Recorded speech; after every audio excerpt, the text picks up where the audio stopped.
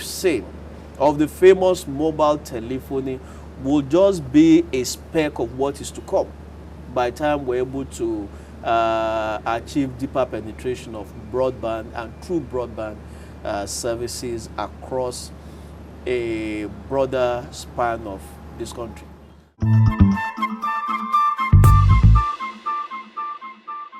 I think from what you've said with the broadband roadmap, I think it's between 2013 to 2017. We hope that it will be sustained no matter what happens in the elections to come, because part of our challenge in Nigeria has been sustainable policy being followed to the latter, and we hope that that will play out, because from what you've relayed, I think it shows that government in partnership with private sector is showing seriousness in that infrastructure.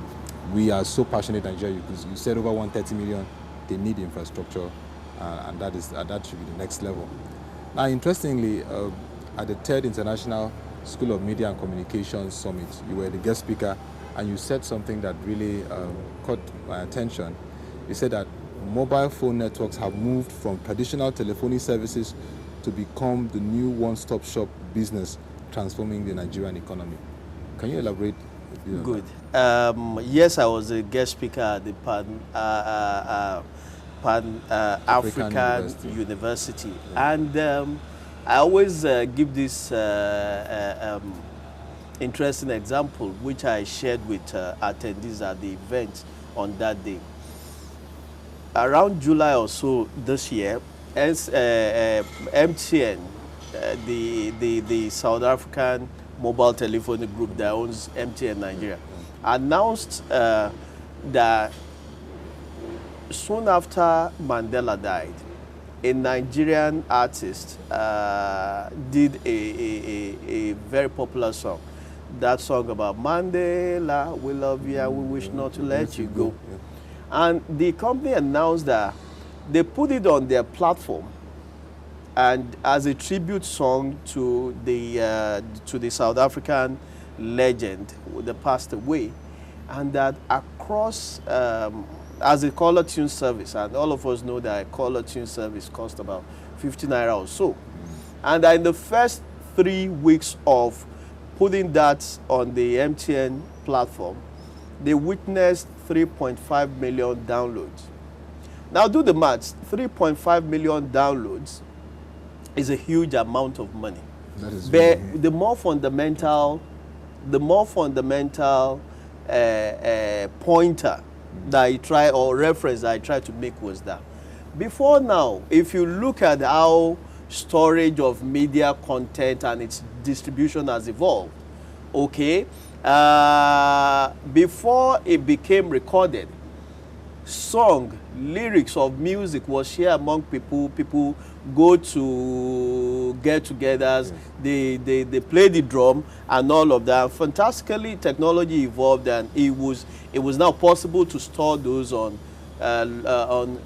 medium like long playing records. Evolved over time to be stored on cassette, over time to become stored on VHS video, and other multimedia technologies, today's DVD, MP3, and all of that. But look at how distribution has also evolved. Okay, some of us growing up back in this city, whether you love it or not, it's resides somewhere in there, your psyche, when they talk about Ebinkwejo Lane. And the first reference or subliminally what comes to mind is that that is the hub of video distribution in this country. They talk also about Alaba. Now, think back, sit back and figure it that if mobile phone company or mobile phone companies are now enabling, they've become an enabler, they've created a platform, they've created a business niche whereby you could bypass those traditional distribution network. You could bypass those brick and mortar processes. You could bypass every middleman in between and reach what? Potentially reach 130 million Nigerians. Customers. Yeah. Or potentially a market interested in your product. Think about it. And that's just in just music distribution alone. So it means that over 50-something million subscribers on the MTN network, MTN Nigeria network, are potential customers. So if you're interested, you just go and buy or you download it. So those are one of the critical fundamentals that are changing. And that's what techies say when they mean that technology today has changed everything. Your mobile phone company is the one selling you insurance today. Your mobile phone company is the one offering you mobile payment services.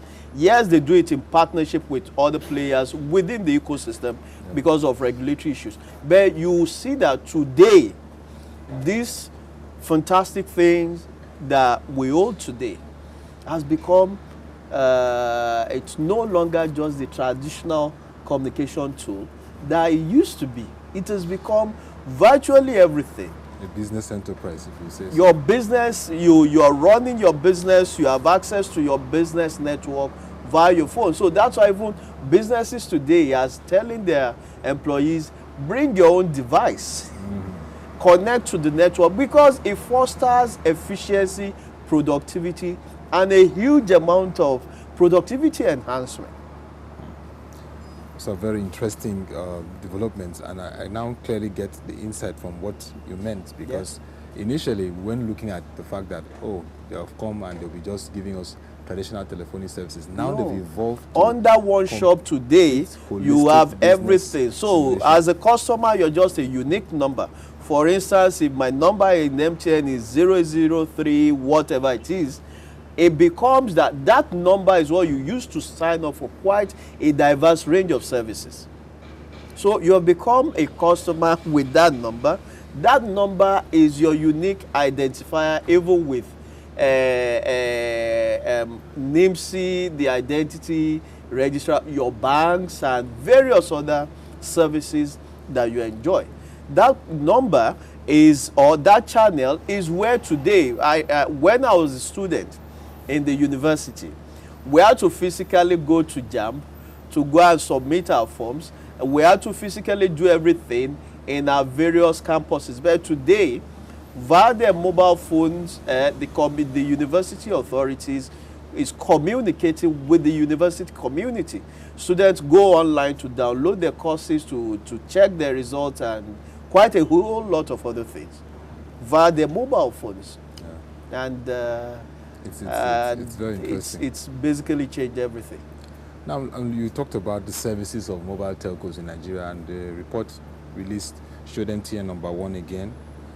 Glo, surprisingly for me, I thought Airtel would be ahead, but Glo beat Airtel again to the second position, and Airtel number 3. As one that was also an analyst on the telco industry and mobile technology industry in Nigeria, what's your take from this recent report? First of all, the NCC's latest figure shows that Glo, as at middle of the year, had surpassed Airtel Nigeria. That's naturally, for the media and various watchers of the industry, was the most significant part of that announcement, because traditionally everybody knew that MTN was way, way, way ahead of the competition. These guys control over 45% or more of the market share for telephony in Nigeria. So that was no longer news. MTN was sitting comfortably ahead of the competition. But the competition has largely been between Glo and Airtel. Now, if I also give you a background, you know that Glo came in 2 years behind the MTN and Airtel, which at that time started off as Equinet. So that Glo initially was able, I think it was in 2000, I can't remember when, but significantly, it was initially significant then that they were able to outstrip Airtel. That was around the period that Airtel was having a lot of boardroom crises and issues within the board that was seen to have largely slowed down its growth, and then giving MTN a huge amount of space to basically leap forward and sustain that growth.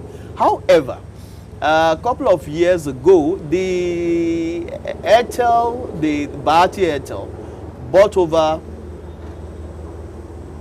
the company that originally started off as Econet. And one of the promises they made was that the gentleman, the chairman of the Airtel group, the Bharti Airtel group, Sunimita, I was at the branch unveiling in Lagos. And I remember that Sunil's message to the South African owners of MTN back then was that, look, if I remember, I said it in clear terms, that I used the name of the group CEO at the time to say that, look, Mr. So, watch your back, we're coming after you with this Nigerian acquisition and all of this. Because Nigeria is still remains the battleground for the telcos across Africa who operate in this country. Yes. So it told Futuma and Leko then that, look, watch out, we're coming up after you, because Airtel had tried to seal a deal to buy into MTN, the MTN group, but they didn't succeed with it. So apparently he was peeved about that, and he figured that with buying into Econet, okay, they would have that edge of being able to leap frog in terms of. However, inside of me at the time, for someone who understood the market, I said inside of me that this gentleman apparently missed one thing, that the competition for you is not largely MTN. The competition to beat will be Glow, because that's a very bullish company that's disrupted every single rule of the game. Yeah. So the guy to beat will first be Mike Adenuga. And all of us who know how the man who is popularly referred to as the bull, is virtually a bull in the China shop. So he came in 2003 or so, and they totally changed the rule of the game. Per second billing and a whole lot of other things brought into the marketplace, and that was able to drive the growth, because you have to come to terms with it. In the telecoms industry, there's something that operators guard jealously. It is the numbers. You know why they guard the numbers jealously? It is a numbers game. Telecoms is a numbers game. That's why they have this concept of average revenue per user. That's how they use. That's what they use in measuring their profitability. Because they look at it and say, I have 50 million subscribers. If I can guarantee that each of them will averagely spend 10 naira on my network daily, they figured out the average revenue per user and use it to map their future growth and growth projections. So it is still a numbers game. So once your numbers shoot forward, you are just sitting, you're virtually sitting comfortably, and what you need to do is then to see how you build upon new or fresh layers of services that create new revenue stream that will enable you to improve upon your average revenue per user, and then guard jealously your subscribers.